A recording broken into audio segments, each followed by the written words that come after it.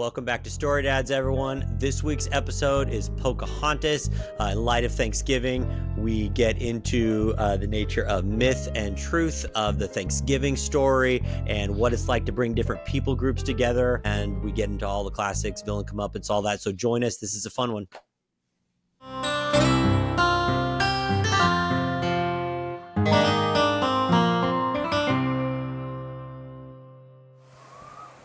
Happy Thanksgiving, dude. Happy Thanksgiving, man. Yeah, holiday episodes are fun. This is our second one because we did Halloween last time with Nightmare Before Christmas. And yeah, bringing it back today with Pocahontas.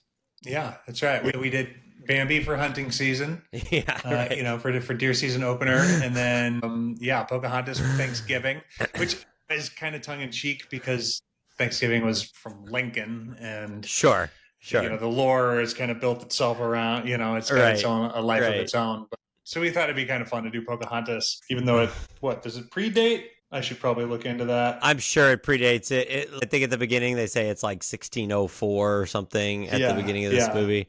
I don't remember around where it's set. I don't remember when the Mayflower landed because I wasn't paying attention in school. But but I don't know why we're going down this rabbit trail already, but I'm sure there's some themes that overlap. Totally. The gift of corn, which I love that they tie it together with being gold. And, to a starving man, you'd way rather have corn than gold. But absolutely.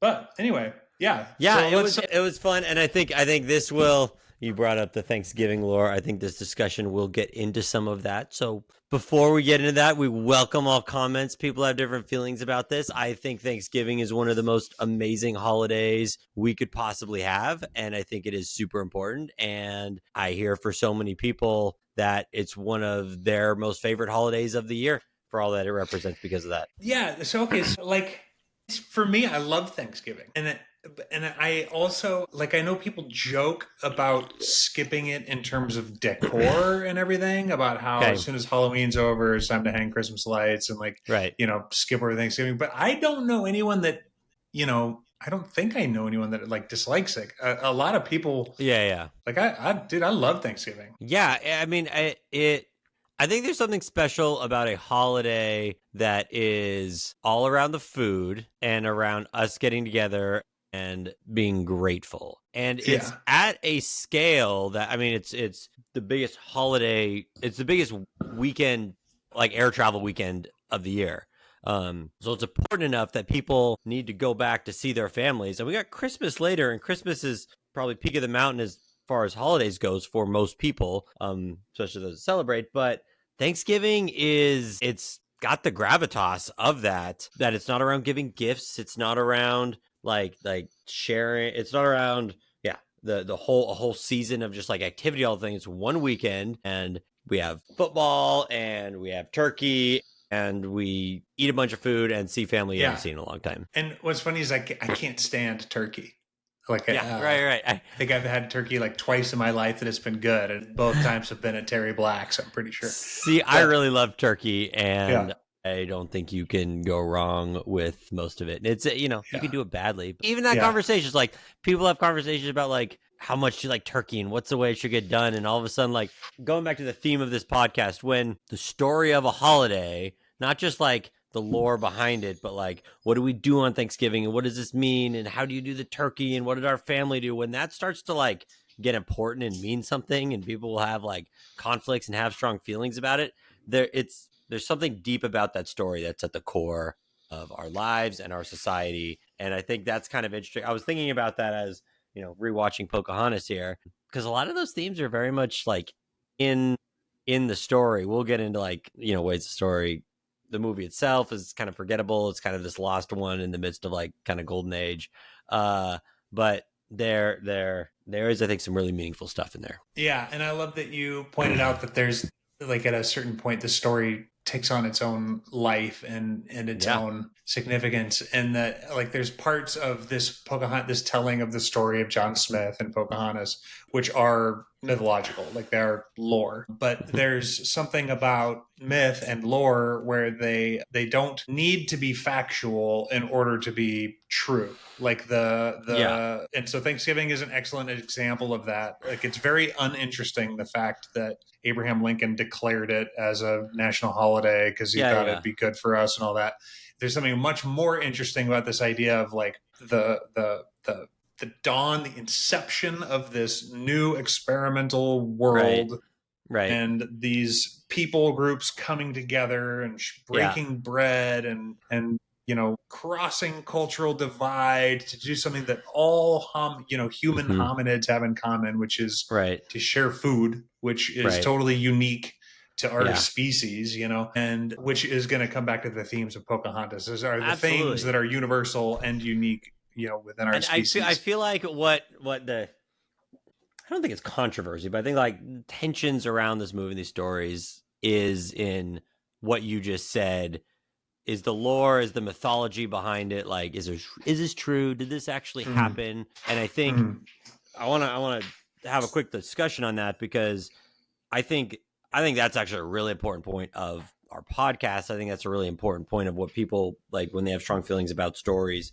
Often comes up, and I think specifically for Pocahontas, it's a really important point. So, was this true? Did this actually happen? Is part of this being changed over time? Is it being whitewashed? How is it changing? Why is it being changed? I think these are discussions we're having around this stuff. And I think the nature of something like this is more true than what the actual facts are. What does that mean? Does that mean we can't celebrate it, or we shouldn't celebrate it, or these things that are foundational? And so the nature of story, as time goes on and as years go by and history does its thing, stories start to change, they start to morph, and the things that have the staying power, the lasting power, it's the separating the wheat from the chaff, the things that are really meaningful to a culture, the things that people hold on to, and the things that don't matter as much fall away. And if you think of ancient cultures that it was all spoken word and storytelling around the campfire, if you pass these stories on for generations, they're going to evolve over time, and the things that are going to remain over that are the things that are really core. Right. Yeah. And I think there's research showing that when someone is revisiting a memory, what they're really revisiting is the last time they revisited that memory. And so, and that's a simplification. But then necessarily the things that are worth telling, right, to the most audiences are the ones that will get recalled most prominently and then propagate. And so and there was there were some classes that I used to lead or facilitate conversation within where we were talking about biblical canon. We were talking about, what are the things that you need to believe? And so one of the things that's frequently brought up are things like Noah's Ark. And so the question is, do I need to believe that literally 2 of every species on Earth was put in this boat whose dimensions we supposedly know, and they all squeezed in there, and it's the only reason we have species today is because of this thing that happened? And like, when I do the math, it would take, 10,000 years for that many species to walk onto, or whatever, right? And so people asking these extremely granular, factual questions of a story that was not meant to bear that load, that level of, not level of inquisition, that nature of inquisition. Well, it's not a scientific story. It's not a scientific chronicle of this historical moment. And so what I would compare it to is, George Washington chopping down a cherry tree, and someone said, "Oh, well, cherry trees didn't grow on Mount Vernon or whatever. Like in the property he grew up in, there wasn't suitable for cherry trees, so there's no way he chopped down a cherry tree." And it's like, okay, great, but like we're really not concerned about, like, it isn't a census of fruit-bearing trees in that region. Like that isn't because what's the point of the story? It's that the guy was honest. It's that he. And do you want the founding father, the first president of your nation, to be someone who is seen as honest and someone who we celebrate? And so, like, that's something we want. That's something we should value and celebrate and encourage all other leaders to aspire to. And so but I think It's not lost on me that there's an irony to a story about someone being super honest, being based on falsehood. But which is the flimsy nature of these things, when it's like it's deep, but there is a crack in that foundation because it's not a perfect story. Right. And so the question is, why are you telling the story, and why are you asking about the story? What is the nature of the inquiry, and what's the purpose of relating the story, recording it? And can you go to a better source to get your answer if the story isn't built for your nature of inquiry? Right. Anyway, that's a long way of saying that there is truth in myth, and there's myth in truth. Right. And that relationship is tenuous, and it requires, I think it requires playing with, which I think, you mentioned that this movie's very forgettable in a lot of ways, but I think that's where this movie actually really shines. I've got a gnat in my face.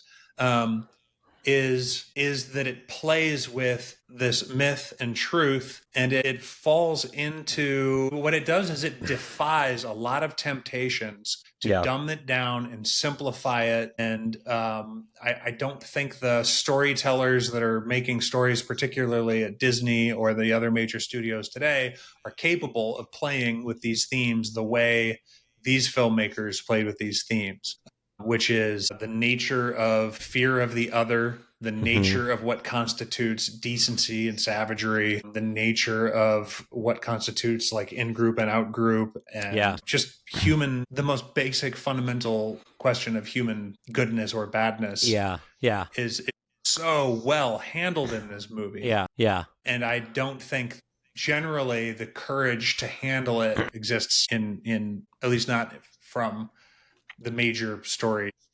Right. I mean, a lot of times now it'd be easy to polarize it and go like good guys, bad guys, which I think is our human nature to just here's the side that was the evil colonizers, or here's the side that's the evil savages, and we need to go, and we're going to tell one story. Then you get these two opposing stories, and those stories have both been told that way. Yes. Often and frequently and recently. Yeah. And I think that this one actually does a pretty good job of trying to reconcile it and bring it together. Well, we were talking about the I just want to shout out this podcast, but it was a long time ago. It was a Jordan Peterson conversation with a guy, Charles Joseph, who is a indigenous member of the Kwakwakwa tribe in British Columbia. And it's a horrific, it's his friend, like this guy is like part of his family essentially. And he's telling the story of him being abused at a boarding school and the trauma and the reconciliation and everything he had to go through around that. And one of the things Jordan says as part of it is like they're trying to reconcile, because they come from these two different cultures and like they become friends.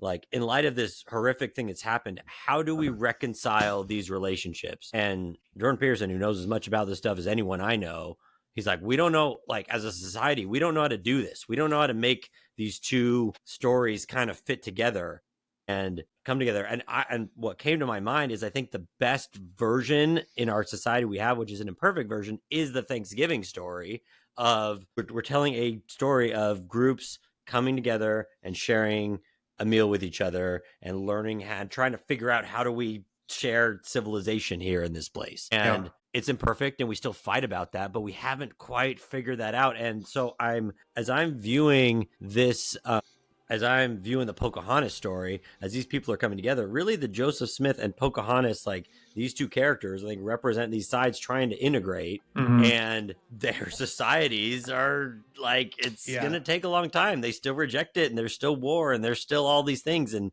I think this is the nature of this historical moment that we're in. Yeah. And I love that, that this story is just Romeo and Juliet. Yeah. And that was written long before, England landed on the shores of the New World, and it also depicts if it's not warring tribes, it's warring families. It's warring families. One group versus one group, and so it really does not require the uniqueness of the colonizing nature of our country's history. It doesn't require the chattel slavery. It doesn't require ethnic lines. It really just requires any arbitrary difference that we can draw between my group and your group, and you can get this bloody history and this bloody story. And Romeo and Juliet is two families in the same town of the same ethnicity, of the same socioeconomic status. Like they're as alike as can possibly be, and they will kill each other to a man. They're still at war with each other, just the same. It's my view on human nature, and I think history bears this out. Like the default nature of human groups living together is not peace. Like that's the exception. That's not how our default nature is. It's war, it's fighting, it's being threatened by. I mean, you see when the John Smith and his crew, they come near, like Ratcliffe, like his nature is like, these guys are bad, these guys are dangerous, we need to fight them, we need to kill them on sight. And then the natives are, these white men are dangerous, we can't be trusted, and they just killed one of our guys, like we gotta go. And like that is so fragile, and someone steps out of line and the whole thing just erupts into war. And that's human nature default. That's not like that's not this exception and it was going so well, and if only this one thing wouldn't have happened, then it wouldn't have set this off. It's like so when you're trying to battle that, and I have a theory about what actually makes it reconcile at the end of the movie that I think is one of the most key points of human history and civilization. But like, how do you reconcile these things? It's really hard. It's almost impossible. And the British showed up with guns because they've been using them to fight all the time until they got to this moment. And the Native Americans have a bunch of warriors, and all of our neighbors have a bunch of warriors because they've all been fighting. And so even at the beginning, start here, even at the beginning, like what's the guy's name who's the head warrior of the native group? Like he's being celebrated because like you just killed a bunch of our enemies. Like great job. It's not doing like evil colonizers, peaceful natives, or savage natives. Like peaceful. It's like these people both have that aggressive human nature ingrained in them. So this whole movie draws these parallels, and then there's an intersection. And so also historically, interestingly, John Smith, at the point that we pick him up in this movie, would have already have been kidnapped, bought and sold as a slave in the Ottoman Empire, escaped his captors, and fled back to the West. So complicated world. It's a very complicated world that this little time period is in. And so like John and then Smith all that's packed into all that's packed into one line where it's like, I've gotten out of worse jams than this. Like and so he has, right? So his history is really interesting. But anyway, like we have yet to really even talk about the movie. So so the movie kicks off. Let me grab my notes here. It starts with the storybook kind of thing that we've noticed is thematic. It's literally like an illustration in a book, and it comes to life. It's got your opening song, and it even tells a story that is the story that the Virginia Company is telling people. And so we're starting with a storybook of a story that these people are believing as they like head off to go do their thing. So that's kind of fun. Little aside there. Is that a deconstruction thing? It's the Virginia Company, and we're deconstructing that these guys are the good guys. Does that make sense? Is it like in an appropriate way? Like we're gonna set some things right there? Well, I almost think for the sake of the story, that the Virginia Company becomes a proxy that we can kind of blame. So that, because this was made in the 90s, and I grew up. And I remember like the birth of all of the extremely ethnically paranoid woke stuff that's happening now was then, right? And so the inception of political correctness and all that stuff was then. And so these storytellers knew the lines that they were towing. And so I think it's a way to sort of create this proxy, which is like, there's this company that's telling them to do this. It's not like the patriarchy. It's not the kingdom of the United Kingdom. It's not, like it. Well, what brought that up for me is like I think about the Peterson conversation and just that line, like this reconciliation, like we don't know how to do it because it so quickly goes and like, well, let me actually tell you the history of how this really was, and these guys are actually the bad guys. Let me just subvert it and tear the whole system down, right? Which is not helpful and is destructive and dangerous in its own right.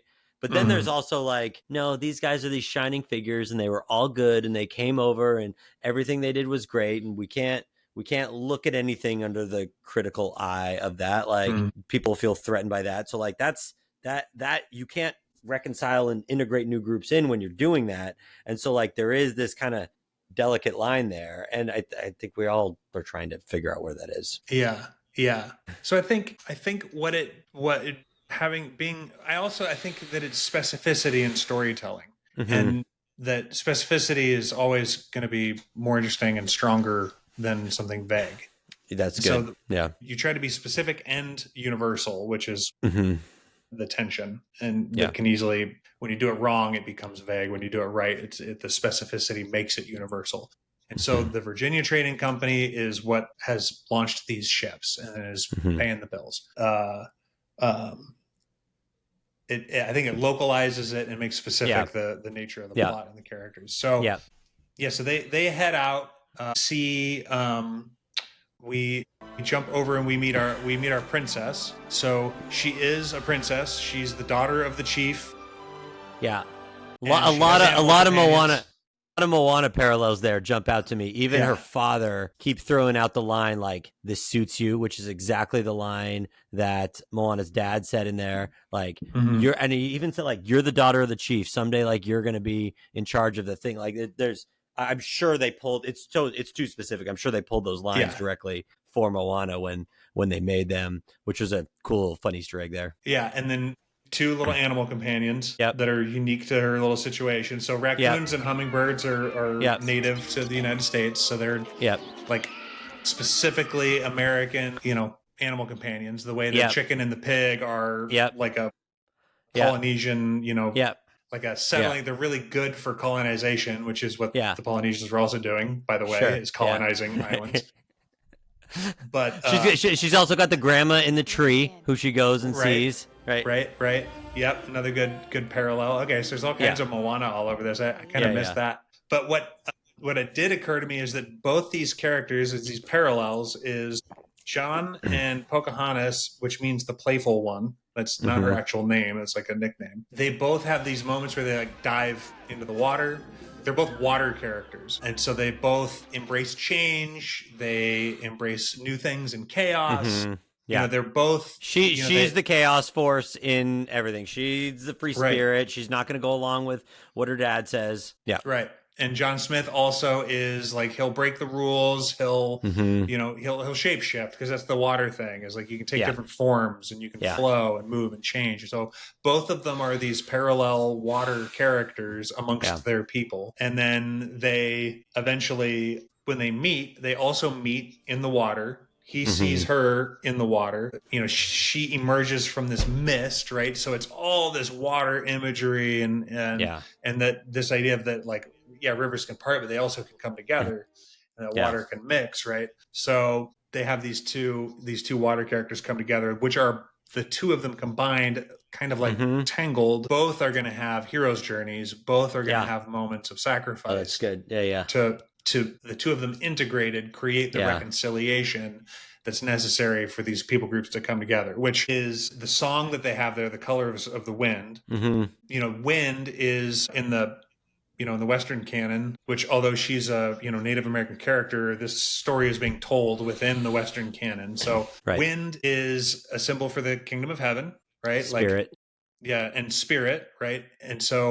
And then birds are also like the dove is, and all those are symbols of the Holy Spirit, and the spirit of the eagle. This idea of being elevated and rising above and seeing, like you can rise above and you can see better than your earthly companions or those that are stuck in the ground. Which she says in the song, insight and vision. Sure. Yeah, she says, where does she say it? She says that if all you want is the earth, then that's all you'll be left with Oh, you can own all the earth, and all you'll own is earth until you're able to transcend that and paint with the colors of the wind and take on spirit. And so then I would argue the answer of like, what is it that brings people groups together? What reconciles people is that understanding of we're all just dirt, and all we'll have is dirt until we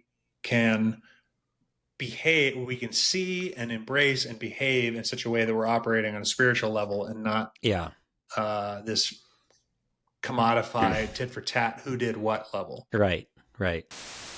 Hey, Story Dads, party people, I hope you're enjoying this episode so far. Please remember to like, comment, subscribe. If you're listening, hit us with a 5-star review and drop a comment in there. Let us know what you'd like to see next or what we're absolutely getting horribly wrong. Now back to the show. Yeah, no, I mean, I think that song, is that when John and Pocahontas first meet, coming in with Colors of the Wind? Almost immediately after. Like they meet, they talk, they have this like magic moment where they can understand each other. Yeah. And then he calls her a savage, and then she brings this Colors of the Wind idea to him. And then the other thing I love about it is it would be easy to look at that and go, oh, she has this knowledge because of her origin. Right. And that like her people have this knowledge, when it's like, that's not what the movie is saying. It's saying that Pocahontas specifically has this knowledge that she's sharing with John Smith. So now they both specifically have this knowledge. Yeah, because she gets it in a way. She gets it. Tribe doesn't. She's the free spirit. She's in tune with nature in that princess way. Yeah, and so it isn't that they're falling into that trap of the noble savage. It's that Pocahontas specifically is special in this way. Yeah, and John Smith is specifically special because he can receive it. Right, which is for the people groups to come together. It starts with these two individuals who are receptive and who can work to understand each other, and they can then bring that back to their groups, and then the process starts, as messy and as painful as that often is. But that, like, these two people is where that process of reconciliation begins. Right. And it helps that they're both super physically attractive. Sure. Like, Pocahontas is easily like the smoke show of all Disney princesses, and then John Smith they really lean in. Yeah, they really lean into the aesthetics of Pocahontas, the wind in the hair, and like the animator flexes, like that's where they were putting all their energy to just make that magnificent. I was talking with my wife, and she was like, I didn't remember much of Pocahontas, but I remember having a bunch of like Pocahontas Barbie dolls, and that was a big thing with the marketing. Yeah. And then Mel Gibson in the 90s was like the hottest. I think he was the sexiest man in the world. And they have that scene where he's like up in the tree, his little tush is sticking out, and like, back at the time, like Mel Gibson's butt was a big deal. Like it had to be in the movie, Yeah. And so they got it in even in the animated film. And so it helps. And so the pushback on beauty is like, oh, it shouldn't be important. And it's just like, it shames people that aren't beautiful. And it's like, no, but we're talking about ideals. Like we're talking about, also there's power in that fact. Yeah.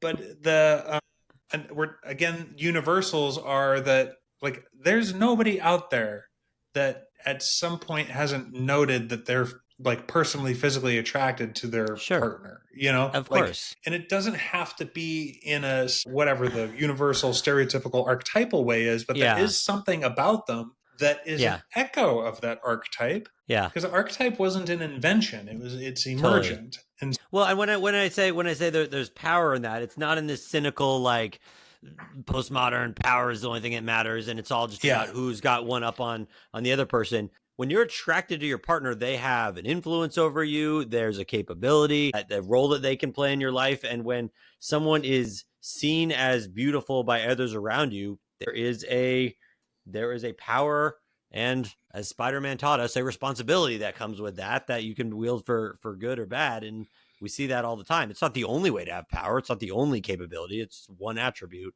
that can lead to influence. Yeah. And beauty, if nothing else, is such a powerful beginning. Mm-hmm. It's immediate. It's apparent. It's self-evident. Yep. And I think it's also why it can go so crazy, because like it's it's so immediate and self-evident if there's not the character behind that to know what to do with the influence that comes with that. Like, it can go all sorts of different ways, and to have that beauty doesn't demand that that character is also developed. Yeah. And so, yeah, let's see the parallels between the characters, and they connect. Among the things that are universal between all human groups is physical attraction. Like, that's also inevitable. That's also the nature of Romeo and Juliet. It's like there's something about, and if we remove it from just male female romance, you go, there's something about your people that is attractive, and so which is the beginning of trade, and like not sexual intercourse, but like intercourse and discourse is like there's something about your way of life, your people, all that is attractive. And so part of that is the Thanksgiving story is like both groups are bringing something to the table. And there's a competency each side has. There's something they have to offer the others, where we can start to integrate these and make both of us better than we were before we first met. Yeah. And so it's mutual cultural appropriation, which used to just be called, meeting and trading and getting along. Yeah, peace. We used to call that peace, and we used to call that diplomacy. And right. So they come together right pretty soon after the misunderstandings start. The warrior from the native tribe comes, attacks John Smith. He gets killed by, who's the character? Thomas, who I found as Christian Bale, which is fun little Easter egg there. Which is so crazy. But he gets killed, and then that is about to spark this war. And again, it's like it just reeks of like Tybalt, Mercutio, all the players are in there. And so so the misunderstanding, hostility, fear kicks off this conflict that's inevitable. John Smith is taken away. Ultimately, and we get that awesome song about savages where both sides are readying their drums, readying their weapons. They're declaring, the lack of humanity in their enemies, which always is a necessary part of waging war. Is you must eliminate the humanity so that you can stand to go through with what you're going to go through with. Comes time for John's execution. And then Pocahontas puts her head down over his head, which is what John Smith recorded as what happened to him when he was captured by this group. And that they were getting ready to, stove his head in with a rock. And she came and put her head down and said, "You're going to have to stove both heads." And people afterwards are like, again, is it myth? Is it truth? Doesn't matter. It's a really great moment. And it's a picture of that self-sacrificial spirit way of life, which is... Well, and so I think as these groups are about to come to war, right? If the thing is, like the Peterson conversation teed up, we don't know how to do reconciliation. We don't know how to bring these groups together. We don't know how to right the wrongs of the past and all the good reasons we have to go to war. How do we quell that? And I think the only way to quell that is this Christ-like sacrifice. I think it's the Christ story that ultimately can come together, because I'm willing to sacrifice myself for John Smith. Pocahontas willing to do that is the only thing that could get through to her father and get through to her tribe that, like, okay, there's something meaningful here, that she's willing to do that. And then right after that, John Smith jumps in front of the bullet that Ratcliffe shoots at the chief. So he makes the same sacrifice. Without that level of of self-sacrifice, I don't know. I don't think there's anything powerful enough to be able to quell our warlike ambitions towards each other. Right. Yeah. The line between good and evil that runs through every human heart, and because by that point they both have good reasons to go fight each other. Like John Smith, he's our leader. He's the one who's the best guy ever. They're about to bash his head in. Like, we got to go rescue this guy. These guys just killed our best warrior. Like, they're coming to threaten us, and they are. We get ready because we're gonna battle them. And it's the only way to stop that war is a sacrifice is demanded. Right. I think it's, for all the forgettable things there are in that movie, I think that one moment is the thing that's really lasting. And he takes his wound in his side, and she lays down, in this prostrate, lays down her life like a cross. And Yeah, and so I think that's the powerful part of that movie. I think it's similar parallels in Tangled. You know, both of them in their way lay down their lives for one another, and so you are able to bridge that gap. And then that Thomas character, who's like you said, Christian Bale, which I wouldn't have known ever. Yeah, But he's sort of the stakes character in that, like, he is trying to be a good settler. You know, he's trying to be a good little colonizer. He's trying to be a sailor. He's trying to be a soldier. He's not good at any of it. Turns out what he's good at is seeing this example of self-sacrifice and standing up for what is right against, you know, fear and hostility. And so he's able to turn and sort of begin the mutiny against what's his face, the governor. Ratcliffe. Yeah. And so he finally finds his identity. He finds his voice and his strength from that example, which is almost like a resurrection. And I think that example, once John Smith does that, it causes all the settlers scales to fall off their eyes, and then they see like, oh, Ratcliffe is just he's the evil one here. Because what happens is they all respond to the sacrificial acts he makes, and he's like, no, he cares for them. They're actually protecting him. They're actually going out, like they can see what's going on, but not everyone is able to see that. And there still are snakes in the grass who are so blinded by their own anger, their own greed, their own ambition, their own, like so Ratcliffe's unwillingness to see that, because he's so focused on, like, there's gold, they got gold, I want that, and he doesn't care. And so he still he still wants to go to war because he's got ulterior motives. And then everyone, like, can his I guess we're getting into villain comeuppance here. Excuse me. They can see that he is actually the villain, and he's revealed as that. Right. Yeah. I think his villainous nature is pretty apparent early on, but what's interesting is how they flirt with the idea of John Smith being parallel to him as well. When Ratcliffe is singing his song about all his gold that he's going to get and what the land is for him, we're seeing John Smith talk about what the land is for him. Yeah. And John Smith wants a relationship with the land, but he still wants a relationship with the land in a self-serving kind of way. He's not going to exploit it, dig it, and destroy it, and extract things from it, but he is still kind of going, the land is here for me to get something out of it. And so you know, the storytellers do a good job of going, like, is John Smith going to be the bad guy? Is he not? There's a little bit of an arc for him to cross, because Pocahontas has far less of an arc. Right. She's more the she's catalyst. The catalyst protagonist for sure. But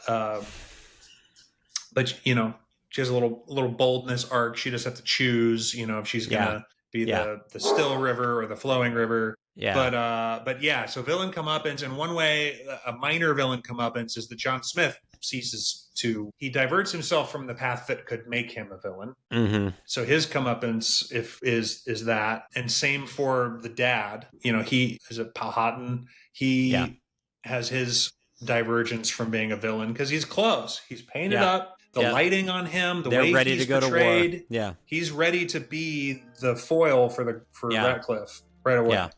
Yeah. But he diverts, and then Ratcliffe, who remains the villain all the way to the end. His comeuppance is what he wanted to return home a wealthy hero, and instead he's going to return home like a prisoner. Yeah. So this one was fun. There's definitely some fun little Easter eggs in there. A lot of stuff that feels kind of underwhelming in it. But I think it's a fun story, especially coming up on Thanksgiving and thinking about it in these terms. I hadn't seen this movie, and when did it come out? Like, maybe watched it once on VHS after, like, seeing it in theaters when I was 8, 7, whatever. So yeah, it's worth a fun little revisit. Probably won't be on the favorites, but in light of Thanksgiving, I think themes in there certainly represent the spirit of Thanksgiving. Yeah. It's certainly not bad, and there's nothing in there that's going to be obnoxious or eye rolling or anything. There's kind of a couple of songs in there are bangers. Like, you know, "Colors of the Wind" is a great tune, and it won. And it won an Oscar. It's Menken and Stephen Schwartz. Like, those guys were kings of Disney songs throughout all of it, right? And it's like there's still them at work. So yeah. So they won an Oscar for that one, and the art is really beautiful. and and Pocahontas is like super hot. And so Mike is the illustrator and animator, you can tell. Yeah, well, it also came out when I was 15, 16, Okay. So it was like that age where I'm really paying attention. You're drawing everything, and so that's so fun. So it's fun. It's fine. It's good. Yeah. Check it out. And of course, let us know what you think on this. We got into all sorts of deeper themes beyond just the story. So whether it's a conversation about that or something about Pocahontas, like, please keep engaging us. We're having a ton of fun with these. And don't forget to leave us a review. 5 stars really helps us out. And like, comment, subscribe. Do we have an idea of what we're doing next? We had talked about sneaking over into the Don Bluth world and maybe like, I don't know, Fievel or Secret of Nim or something. Yeah, that'd be fun. Our editor, Isaac, who makes us look great, and shout out to Isaac for making us awesome here. He keeps wanting us to do the No, definitely not. He keeps wanting us to do the Incredibles, and I think that is such a classic that people love. So we got a couple in the queue. Also, while you're commenting and subscribing, let us know what movies you want to see. We need some recommendations for everyone. If there's something you want to see or you haven't watched yet that we've already done, we've got 32 something episodes out now. So go back and check out some of the old stuff we've done, and let us know what new you want to see. Beautiful. See you next time. All right. Bye, everyone. Hey, if you're enjoying these, remember to like and subscribe and join us for some navel gazing and occasional super insightful depth in analyzing kids' movies and the occasional dad's night out.